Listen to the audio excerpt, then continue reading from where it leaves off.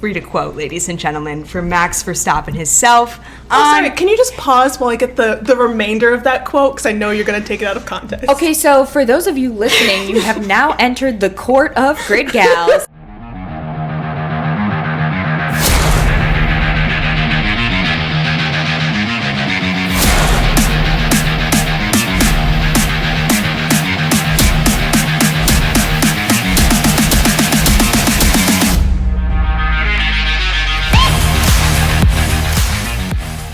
Hello everyone, welcome back to episode 34 of Grid Gals. And you know, Brazil is always a race that everyone looks forward to because, I don't know, you never know what's going to happen. And boy, did this race weekend deliver.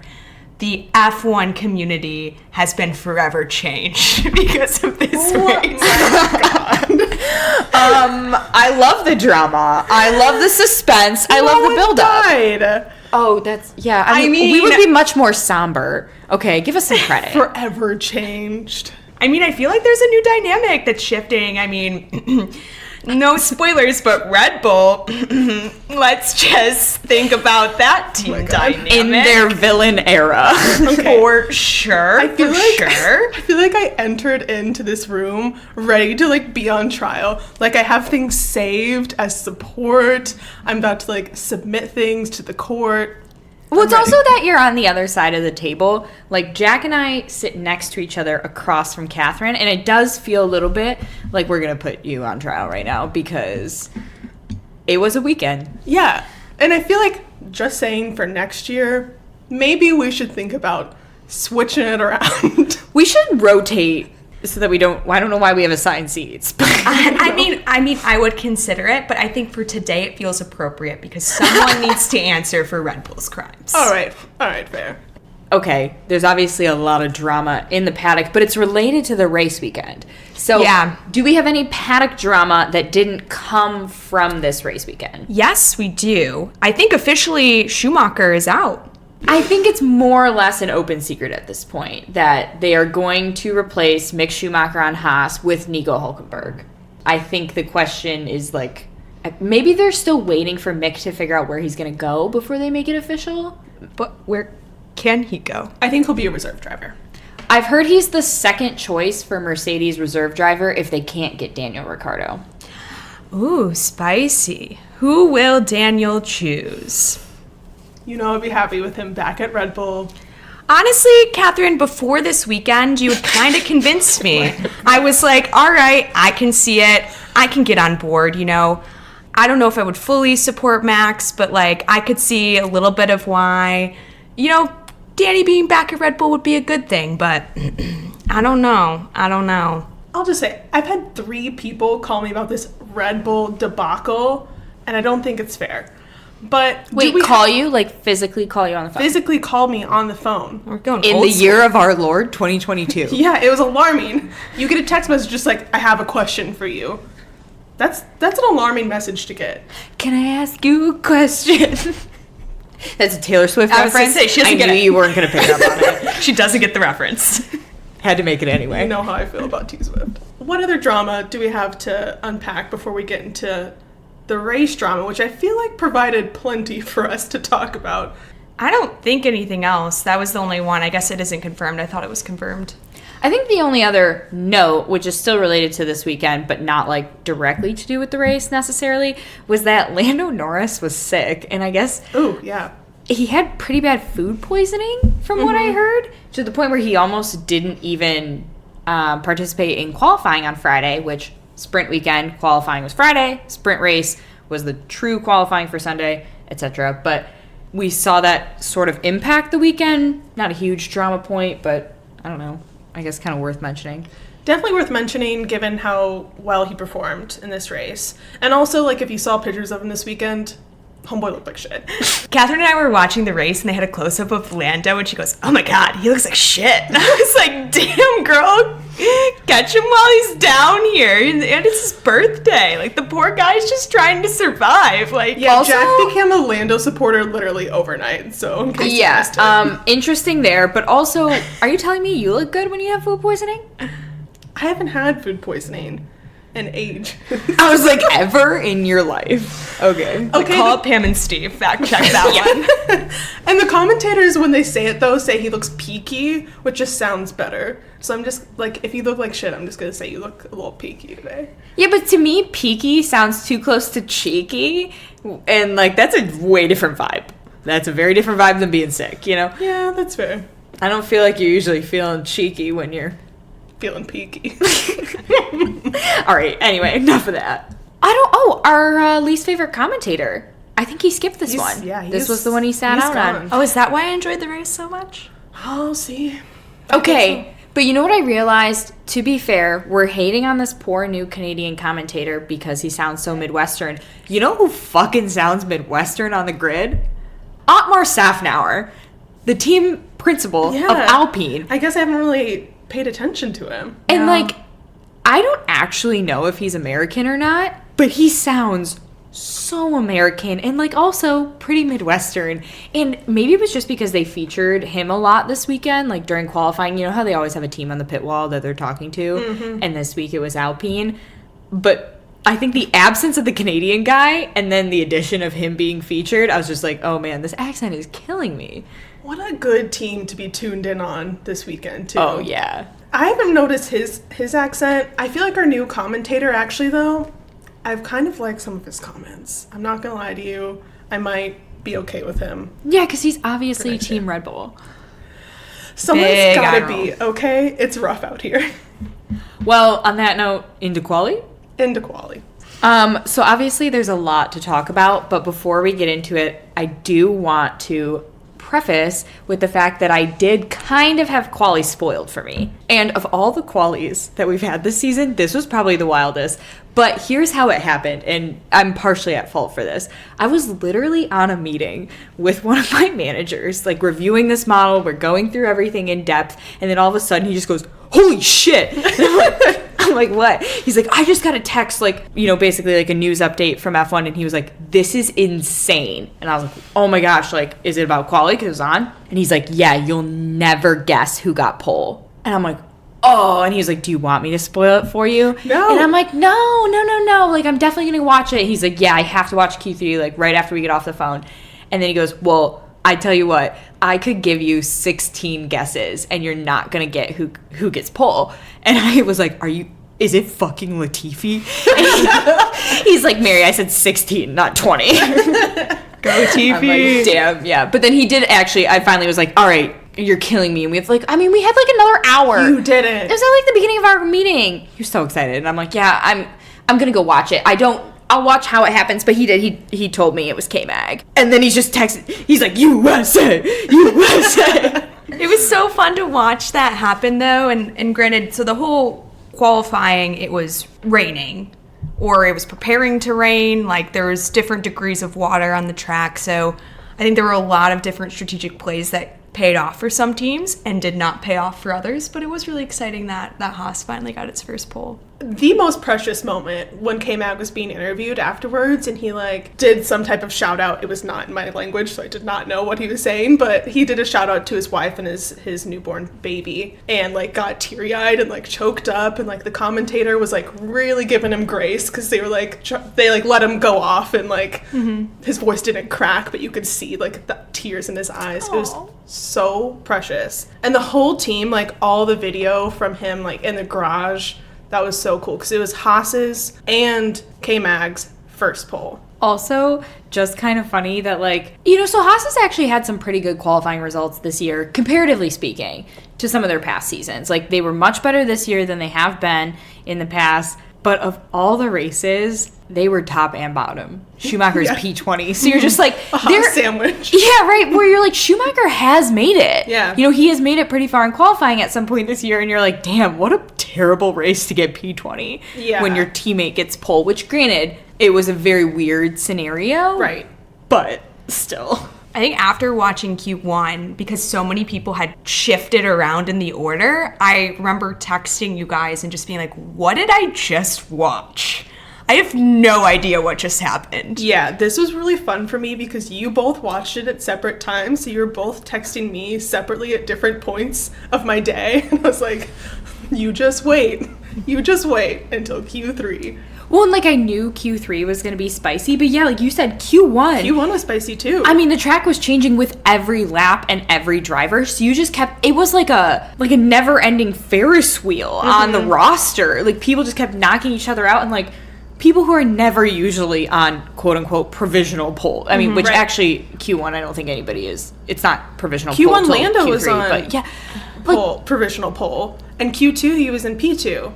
Yeah, which interesting because the McLaren looked like it had pace this weekend, which once we got to the actual sprint and the race didn't hold up. But I was texting with one of my friends and he was like, what's the story? Like, Lando's obviously up there. It's just like, why does all of a sudden the car have pace? Does it have pace? Am I just imagining things? Is it a strategy call? I mean, it was cool to see Lando up there because we haven't gotten to see him very high in the grid for a lot of this season. So no spoilers, sad how it ended this weekend, but especially too him being so sick and he was still putting up those times. Impressive. It's the same thing when he got tonsillitis. I mean, he's still killing it. That's true. Maybe it's just that he has to be ill and then he just performs really well. I don't know. Hay fever.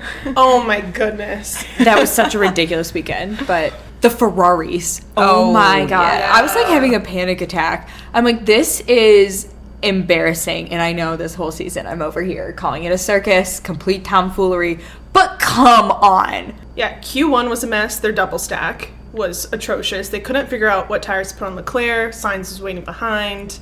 I'm like worried for Leclerc's mental health at this point. Yeah, he looked really upset all weekend. This whole weekend was bad for him. It started in quali and it, I mean, I guess it got a little better, but. I mean, the saddest moment for Ferrari was probably Q3. Yeah, that radio lives in my head rent free. Yeah, they put him on inters. Everyone else was on slicks, and it was truly a session where you got one shot. Mm-hmm. Everyone got one shot. Because rain was coming, and they could see it on the radar. Mm-hmm. And, you know, granted, the session did get red flagged. Fucking George Russell. But, of course, he was the one. Yeah. And just the radio of Leclerc to the team of, am I the only one on inters? Like, even Sainz was on slicks. And you're like, what? And Sainz had a grid penalty for an engine replacement. So, like, they knew he wasn't going to be leading the pack. So, like, if you're going to gamble with one of your drivers, do it with the one who has the penalty. And that's fighting for in the Drivers' Championship for P2. I genuinely, like the level of incompetence at this point is staggering. And, like, I am by no means an F1 team strategist, for sure. Like, but come on. And even when Leclerc went around on inters, one lap, was about to pass the pit entrance and asked if he should come in, and they said to stay out, and then immediately when he passes the pit entrance, tells him to come in. And he's like, you're kidding me. Yeah, right? It was the same as, like, Max's radio. The beautiful, fucking beautiful. And that's like, exactly what he said. Yep, like, word for word. I get it, though. I get the animosity at this point. It is just insane how he can never catch a break, how they keep screwing him over. Someone's got to get fired at Ferrari. Also, like, poor Leclerc, he signed Ferrari's longest ever contract. Yeah, when is that up? 2026? I think 2025. Okay. Or maybe 4. I don't remember if it's 2 seasons left or 3. But yeah, also, I think the other kind of spicy thing about Q3, and, you know, briefly mentioned this earlier, but Russell did beach his Mercedes, resulting in a red flag. And this has come up a couple of times. The question of, if you cause a red flag in the session, should you be able to keep that lap? Basically, or your time in the session. And we've seen that where somebody will have a really good time, they cause a red flag, nobody else can get any laps in, and their previous time stands. Right. And, I mean, that's what happened with Russell. He ended up in P2 on the front row. But he's the one that red flagged the session and prevented everybody else from getting their laps in. I think what we see at Monaco, you know, this actually Leclerc has done that a couple times. He's brought out a few red flags himself, you know, but, like, I think Perez did it once this season. Where do you ladies stand? What do you think? Should their time be deleted for the session? I think so. I think so, yeah. Because then also, like, the lowest result you're going to get is P10. Like, you did make it to Q3. That's true. If you red flag it in Q3. Yeah, like, I think you should still say at least P10, but I think you should be the bottom of the pack. Yeah. Your last flying lap counts. I agree. Hot take from the Grid Gals. We fully support removing What's the not fair lap to the time rest if of the you group? Yeah. Like, that's just... Why should you be able to still... When you ruined it for everyone else, why should you be able to keep your time? All right, we have a lot to cover. Should we move on to sprint? So for the sprint, one of the funniest things is Catherine and I were watching it together. And for whatever reason this weekend, there were a lot of close calls and obviously a lot of altercations. We have like a new high-pitched squeal that we do whenever cars almost collide. Oh, no. It was kind of a lot. It was too much. We should never be allowed to watch a race in a public setting ever again. I'd like to clarify. Is this both of you? Is this one of you? You're both squealers? I don't like squeal. That squeal. It's more like a... What is that if not a squeal? It's like a scared scream. Like an screech. internal... It's a screech. Thank you. Screech. It's a screech. It's a screech. Because we just Ladies can't... are screechers. I started watching with my hood pulled like halfway up my face. Did you guys watch this at the bar? No. Thank God. We were just in Catherine's apartment for both, but I'm just saying, like, I should not be screeching in public, so probably shouldn't be watching. I think you put me in a bar setting, I'll probably be a little bit more chill, but Yeah. in the comforts of my own home, you're gonna know how I'm feeling. Zero chill. It's bad. No chill at all. I mean, I was hoping K-Mag would at least get points out of the sprint. Like, obviously I knew he wasn't going to hold on to P1 the entire time, just like the Haas doesn't have the pace to do so. But he did lead a lap, and it was the first time ever that Haas has led a lap. Oh, I love that fact.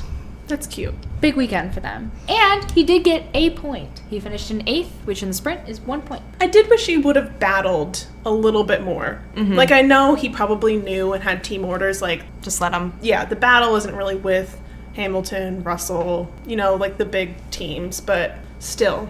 I feel like we know he has the fight in him, so just kind of wanting to see him get his elbows out a little bit. Maybe next year. Yeah, they're probably like, just keep us as close to the grid for Sunday as possible.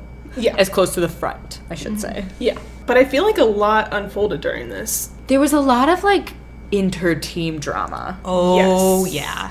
The Alpines. They were Alonso and Ocon. I feel like ever since the announcement of Alonso moving to Aston Martin, it has just gotten worse and worse and worse. He is like at multiple times throughout the sprint, throughout the race, like his radios were just like Gold. Absolute gold.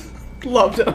the drama. The man is definitely fed up. He's ready to be gone. I don't know if it's just between him and Ocon, if it's him and the team. It seems like it's, he's out to get everyone at this point. And they've gotten cheeky before, the two of them, and I feel like there's always kind of been a bit of a mutual respect of like, okay, we're both very competitive, we're racing for this. But you're right. I feel like a switch has been flipped. Mm-hmm. It doesn't feel like good-natured competition anymore. It feels bloodthirsty. Yeah. And like the race, in the race at their one point, and we'll talk about this later though, they literally had to like go on the radio and be like, so help me God, Ocon, stand down, just let him go.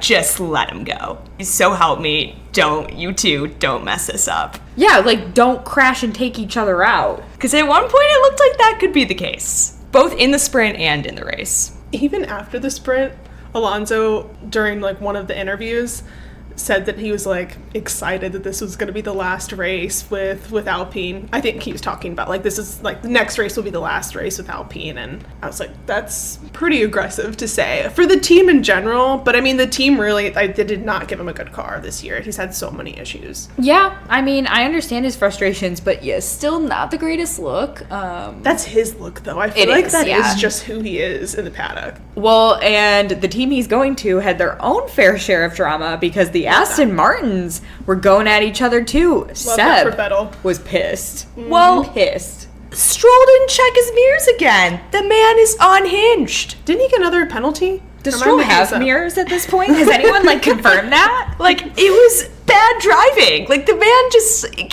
dear God, he's gonna take someone out at one point. Like, when is his dad just going to be like, okay, this really isn't worth the investment to have my son driving this car? Like, when are they actually going to put someone decent in that car? Well, and imagine being Vettel and imagine being Alonso next year. You're literally a world champion and your teammate's Lance Stroll, who doesn't know that mirrors exist. Like, You think Alonso is pissed at his teammate now? I can't wait. Can you imagine the radios next year? No. And Alonso's not going to put up with it. Like, Vettel seems like a nice human being, and so I feel like he will put up with Stroll. I'm so excited. Alonso has lived in his villain era for, like, decades now. Like, he will not tolerate I don't know Stroll. if Alonso has an era that's not a villain era. I kind of love it. The grid needs it. Anything else to cover in sprint, or should we just... I feel like we might just need to move on to We the race. might just need to move on Or else this because is going to be a long episode. yeah, and the theme of inter-team drama did not stop with the sprint race because boy oh boy did we have some spicy dynamics in the race with Red Bull. The very last lap. Otherwise, great driving. That's true. We can save it. I mean, is there anything else we want to cover before that? Because I'm fine to just jump right in. George Russell won the sprint, and technically it was his first win in F1, which I think that's kind of lame to have your first win be a sprint race. And spoiler alert, he did win the race. So Yeah. okay, to get both in one weekend, fine. But imagine if he didn't win the real race, then it's does it count as Did a it first count win? the sprint as a F1 win? I don't know. The commentators were acting as if they did, so I'm confused. We might need to look into that. I feel like it comes with an asterisk, you know? Yeah. Like, first win, sprint. Yeah, it definitely needs to. So fine, because he doubled up this weekend on his victories, which, good for him, good for George, woohoo. Yeah, I was going to say, are we going to be good sports on this podcast for No, George? absolutely 'Cause not. I have a lot of thoughts. I'm not vibing with No. that. I mean, he ruined quali. We literally already said that he beached that car. He should have had that taken away. He shouldn't have started P2 for the sprint. And then, P1 for the race, whatever. Should we read the results and then get into it? Sure. All right. We had 3 DNFs this weekend. First, Daniel Ricciardo. Second, Kevin Magnussen. Yeeted him off the track. Okay. He did not Heartbreaking. yeet him off. I mean, K-Mag yeeted Ricciardo off the track. It was Ricciardo's fault to begin with. And then lastly, Lando Norris. So it was the first double McLaren DNF since 2017. Heartbreaking. In 17th, Yuki Tsunoda. Don't worry, Yuki, we didn't forget ya. I did. Yeah, totally did. Did not even know he was in this race. Was he? In 16th, Latifi. In 15th, Albon. In 14th, Gasly. In 13th, Schumacher. In 12th, Guan Yu Zhou. In 11th, Vettel. 10th, Stroll. 9th, Bottas. 8th, Ocon. 7th, Perez. 6th, Verstappen. 5th, Alonso. 4th, Leclerc. And then for our podium finishers, in 3rd, Sainz. In 2nd, Hamilton. And for his first official F1 win, George Russell. Yeah, no love lost there. Okay, so I feel like starting off the race, we got to talk about the Ricciardo K-Mag crash. So definitely Ricciardo's fault. His wing tipped the back of K-Mag's tire, spun him around. From the view on the camera, it looks like Ricciardo thought he was in the clear, and then K-Mag's car just right into the back of him, right into the wall. Really tough, because we were all hoping K-Mag would do well in this race with such a great pole, with such a successful sprint. Obviously, McLaren really needed the points. They're so neck and neck with Alpine, so that was just really tough, not even a lap down, to see them crash. Well, and I know that K-Mag's pole was a sprint race, which I guess we did just talk about the whole victory thing for the sprint race for George Russell, but I feel like K-Mag's pole counts, even though it's a sprint. Because he got it in qualifying, which is the normal format, Yeah. So he didn't start P1 for the race, obviously he started P8, but you still hope he gets points. Hey, you just had your first pole. I hope you get a good race result. I'm not expecting you to get your first victory too, or even get on the podium, but lap 1. Yeah. Lap 1. Of all people, for Ricciardo to yeet off the track, it had to be K-Mag. Also, can we just talk about the fact that, Danny Rick is driving like he has 0 fucks left, and I feel like it's true. It is feral F1 fall. There are so many people. Everyone, like, no fucks given, just driving like maniacs. I also think because they're like, okay, we're done with the budget, we can just like fucking blow it now, like wreck these cars. I mean, the amount of damage that was done on these cars during this race. It was unhinged. This was an unhinged weekend. I kind of loved it. Oh yeah. Because we even had accidents where they didn't pit. There were cars that smashed into each other, and Jack and I were like, oh my gosh, we're gonna get a red flag. These, like, there's a bunch of debris everywhere. Green flag. Yeah, or even Leclerc's, so, you know, couple laps after, so we had lap 1, there was actually a safety car brought out, you know, clear the cars, whatever. There's a restart. Lando Norris slams into Leclerc and sends him into the wall, and, like, it looked like a pretty bad shunt. And then Leclerc just keeps driving. Yep, and same with Lando. Yeah. And I was like, what? I'm shocked that Leclerc was able to keep driving. That I thought he was done for sure. Oh, yeah. Well, I mean, thank God, because, like, he's already had a hell of a season, and he actually did. Ferrari pulled off a pretty good result overall, 3rd and 4th. I mean, granted, like, okay, what a hell of a weekend they went through to get it. But seeing him in the wall, I was like, oh my God, no. Like, this is, like, Leclerc can't handle another DNF. Yeah. And then actually he just kept driving, and I was like, what the hell? And, like, worth shouting out because he recovered a ton of spots during this race, but got completely overshadowed by 1, Red Bull drama, and 2, Russell getting his first win.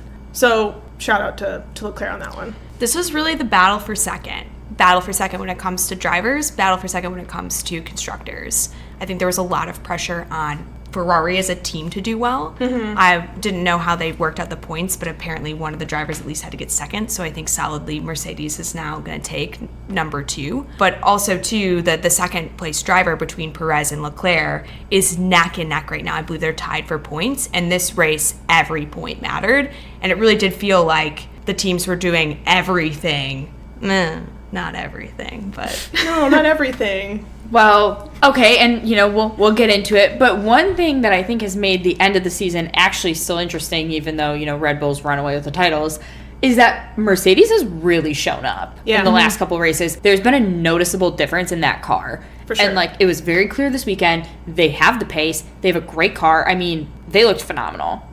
And clearly they came out with a 1-2 and, you know, did really well the rest of the weekend as well. So, it's an interesting one going into Abu Dhabi. It's a bad time to be a Ferrari fan. But is it ever a good time?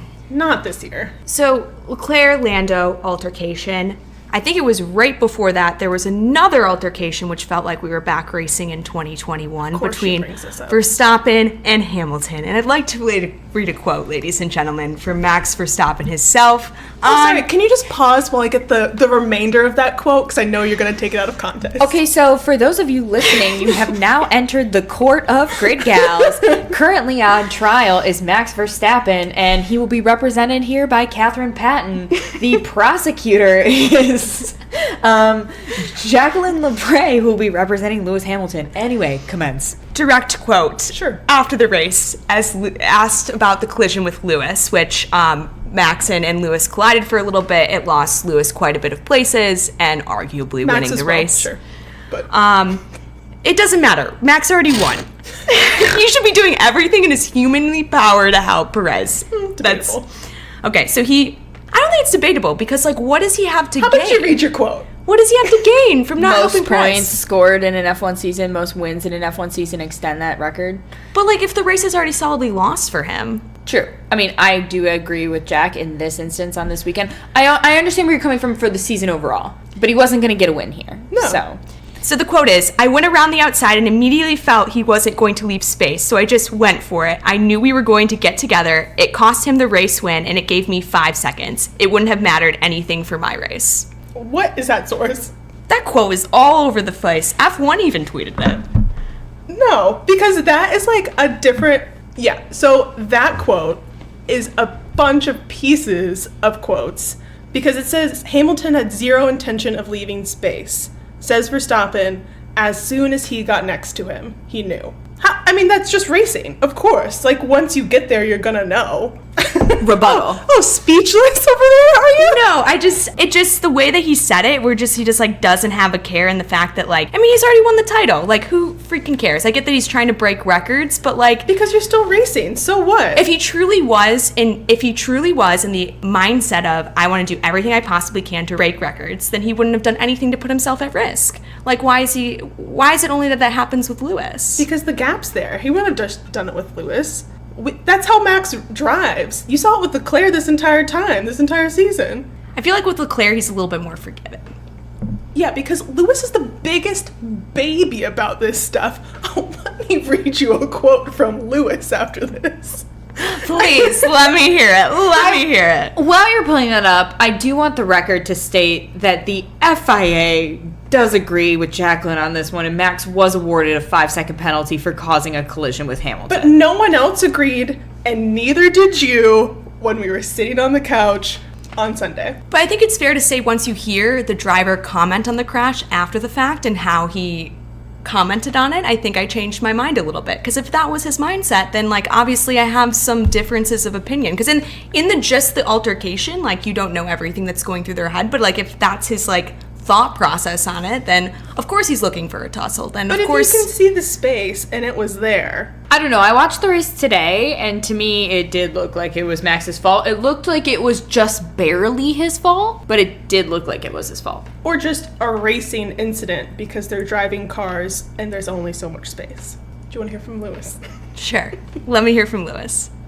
He goes, I think it's natural when you have the numbers and the numbers on your chest that you become a bit of a target, but that's okay. It's nothing that I haven't dealt with before. I don't think that's him being a baby. I think that's a humble brag.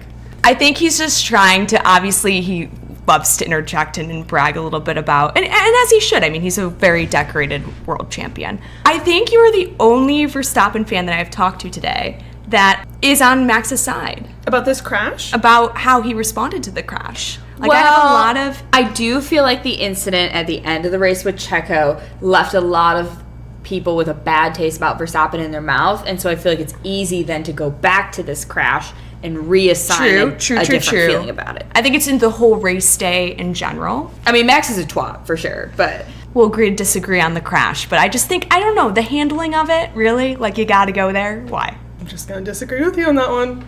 I think it's just a racing incident. But we'll see. I mean, I think we'll find Hamilton and Max in battles for next year, so I don't think this is over. What was the Norris-Leclerc one rule? Did Norris get a penalty for that? Or was that labeled a racing incident? He did. He got a... Oh, okay. Because at one point I saw the 8-second pit stop for McLaren because Lando came in and served his 5-second penalty, and I didn't realize that he'd been awarded a penalty, and I looked at Catherine and I was like, what in the world? 8 seconds? Like, we already have one driver off the track, and we're like, are we trying to actively lose to Alpine? Yeah. Because I would say, like, if in this instance Lando didn't get a penalty for that and Max did, like, that would be bullshit. Mm-hmm. But the fact that they were both penalized makes it feel a little more fair.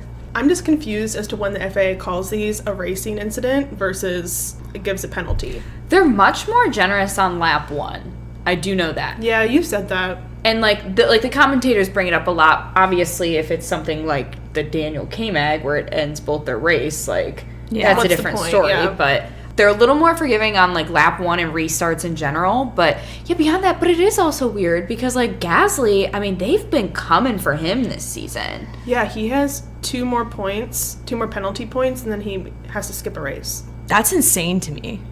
And you can get, like, a penalty point for speeding in the pit lane. Well, and, I mean, back to your original point, like, some of the stuff that I think Gasly has been penalized for are genuinely racing incidents, but he doesn't seem like a particularly dangerous driver. No. Where, like, you could say, like, Max, Hamilton, all of those guys are probably way more dangerous drivers. Yeah, that's fair. Mm-hmm. You know, I mean, they're better, so it doesn't, like, cause incidences as much, but right. I definitely think they're much less risk adverse. Yeah, that's true. They said they were going to review the K-Mag Danny Rick crash after the race, but right. I never saw anything.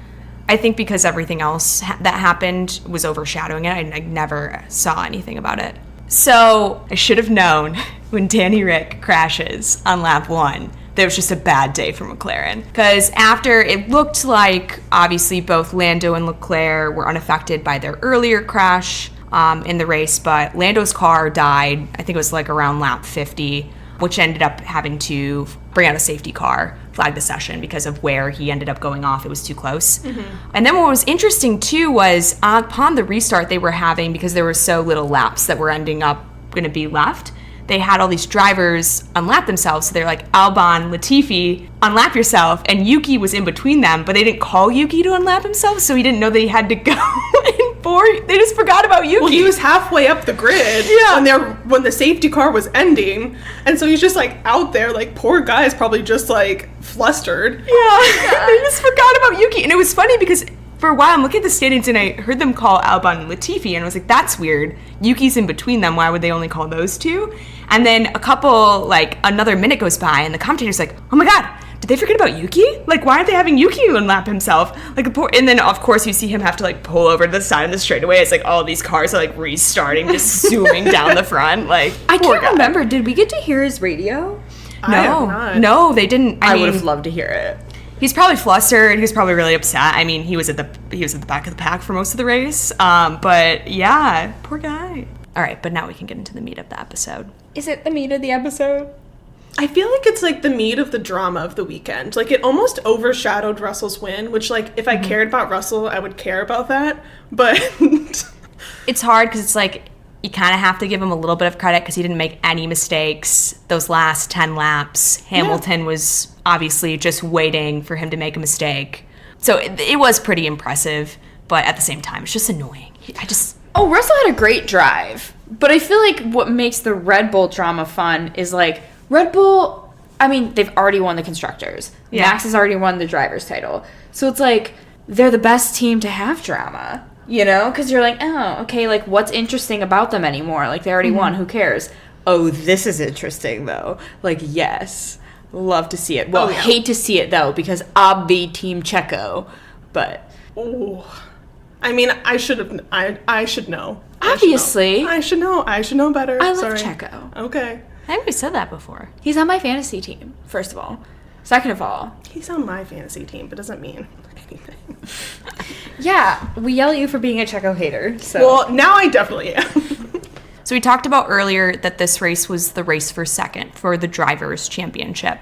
I mean, it was for the Constructors too, but more so, I think, towards the end, what happened was, so obviously Leclerc is tied with Perez for points, and how the race was ending was Sainz was directly in front of Leclerc, and Verstappen was directly in front of Perez. And so as they're ending the last couple of laps, the teams have to make a decision. Are they going to let Leclerc pass Sainz so that he can get more points, obviously, since he's in the running for second? And Red Bull had to make the decision, is Perez going to pass Verstappen because he needs the points too in that race. So it was very interesting how both teams handled it. I know with Ferrari, right on their neck was Alonso, so they didn't want to risk Leclerc passing Sainz because I think Alonso wasn't even a second behind Leclerc. So it was like really close, but they made the call and they said, Leclerc had mentioned a couple times on the radio, hey, think about the championship, think about the points. And they made the call and they said, no, it's too risky. Like, we're not going to do it. And after the race, I think Sainz had said he didn't even know that Leclerc was making that call. Right. Well, Red Bull made the decision for Perez to pass Verstappen. And Verstappen didn't let him pass. So he finished the race. And so I think obviously we only heard certain snippets of the radio during that time, but pretty clear direct team orders. And Verstappen ended up not following team orders. And you could tell after there was a lot of... Which is also shitty because in my mind, it's different if, like, both of the Red Bulls are running 1-2 and you're like, okay, well, this is adding to my race win record or something like that. But you're down in 6th and 7th in this race. Like, you're not even doing it for a podium. Mm-hmm. Like, I could still see where, like, yeah, obviously you're competitive. You're a race driver. Like, you didn't get there because you move over when someone tells you to. But at the same time, like, you're not close to something that's going on your record. And you've already won the Drivers' Championship. Like, your teammate is neck and neck with another team. Like, come on. Mm-hmm. You know, for me, I'm like, ugh. All right, I will start this saga in saying that I think Verstappen should have given Checo the position back.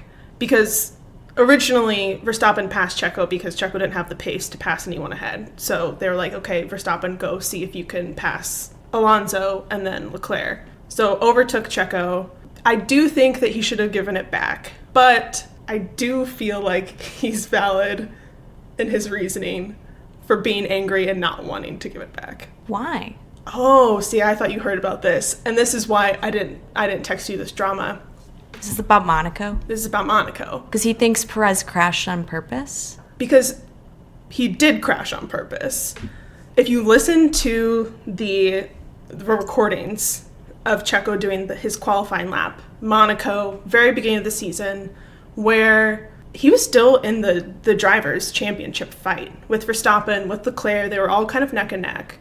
And so Monaco is a track where everyone knows it's a street track. You can hardly pass. Qualifying is super important. So I think it was Leclerc, Sainz had just put in really fast laps, so 1-2. And then Checo's going to do his flying lap. He's already in third, and he spins out right before the tunnel. Mm-hmm. And then Verstappen can't do his flying lap, so he gets fourth. Sainz ends up crashing into Checo. They both have to replace gearboxes, whatever. But if you listen back to when he hits the throttle, he spun out his car on purpose. And Red Bull will never admit to this because Perez ended up winning Monaco, so that he would get the title revoked. But it's pretty confirmed that Checo told Helmut Marko as well as Christian Horner and admitted it to him. But like, what can they do at that point either? Like, they just have to go through with it. So like, he cheated. Like, I get fighting dirty, but that to me is just like, you can't win on your own merit, so you're gonna throw the entire qualifying. And talk about, that's why I kind of laughed when we were talking about... Oh, full circle on this episode. When we were talking about the person that crashes in qualifying should get their lap deleted. Mm-hmm. That's why you agreed? That's the only reason? No, I mean, I still think it's valid. But also, like, very, very important point here. I think if that's true, I get it a little bit. But also, I think it's a very short-sighted play by Verstappen, because you know that Perez and him aren't going to get along next season. And like, you can say validly that there have been a lot of times that Perez has helped over the last 2 seasons and contributed to Max's success. And so why would you want to create more tension in that relationship? Whether or not that be true, I just think that like, even if Perez did that, I think it's really short-sighted of Max. And like, you're stooping to his level. If he really did cheat and he threw that race, and I can understand why Red Bull wouldn't admit to that if that was the case. Like, it's just really short-sighted. Yeah, I agree, because I feel like the other thing, too, is, like you said, Perez has done a lot of other things to help Max this season.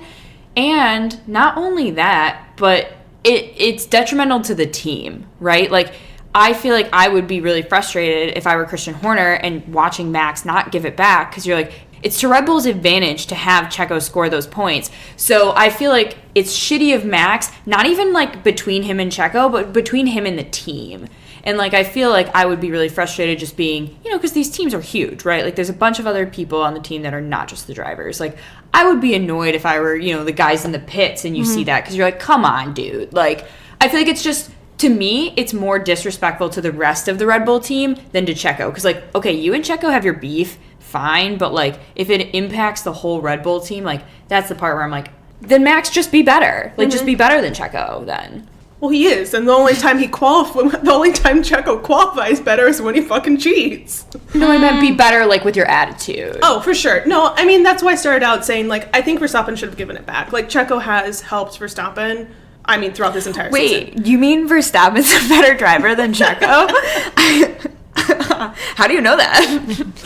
But all I'm saying is, I think it's true. I'll have you listen to I saved that down too, don't you worry. I'll have you listen to the qualifying for Monaco. But I understand why he's upset. Like, I wouldn't want to do anyone any favors that cheats to win. I just wouldn't. I mean, we also harp on, like, other people for being, like, poor sports of the sport. So I think it's fair that, like, we hold Max to that same standard. Totally. I think he should have given up. I think it was poor sportsmanship. But I get why he's upset. And probably would have done the same thing. I also kind of just love this conspiracy, and I agree we'll never actually know the truth, because that seems like one of those, like, it's almost like a family secret, right? Like, we're not going to they're never going to admit to it. You're not going to air your dirty laundry. Yeah, Checo would lose Monaco. But I do like that it's always going to be unconfirmed. Just like a nice little conspiracy. We'll never have the facts.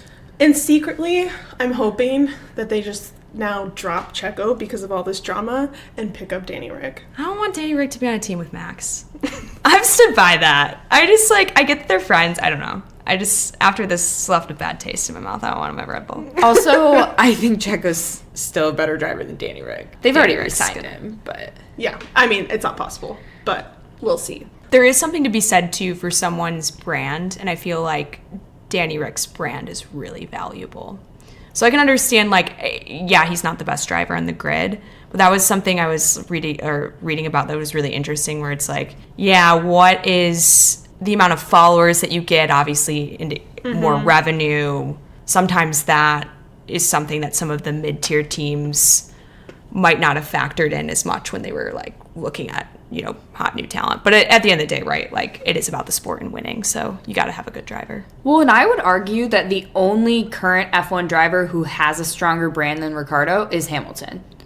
Like, I think Danny Ricciardo even has a stronger brand than Verstappen. Oh, easily. Yeah.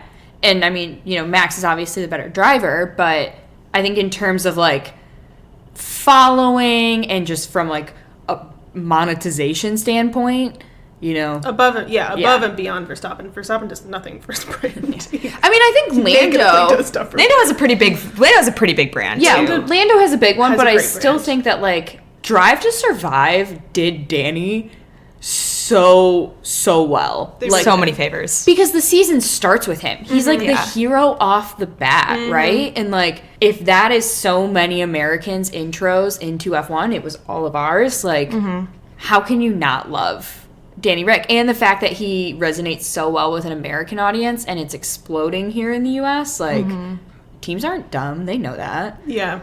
And I think they're willing to pay. I'd be interested to see what his contract looks like. Oh, for sure. Yeah. I think wherever he goes, like, obviously, it's a good move for each team. I just really want him to go to Red Bull so he can bring up their merch, because their merch sucks. Their merch really does suck. I'm going to say, ladies, like, your two teams in the merch, I don't mind Ferrari. Like I've said before, it's classic. It is classic. That's true.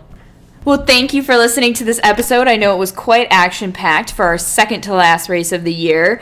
Hope that you will join us next week as we recap the final race in Abu Dhabi. And in the meantime, be sure to check out our socials and our website at gridgals.com. And then wherever you get your podcasts, be sure to like, subscribe, and leave us a review. And that's a checkered flag for this episode. We'll see you back on the grid next week.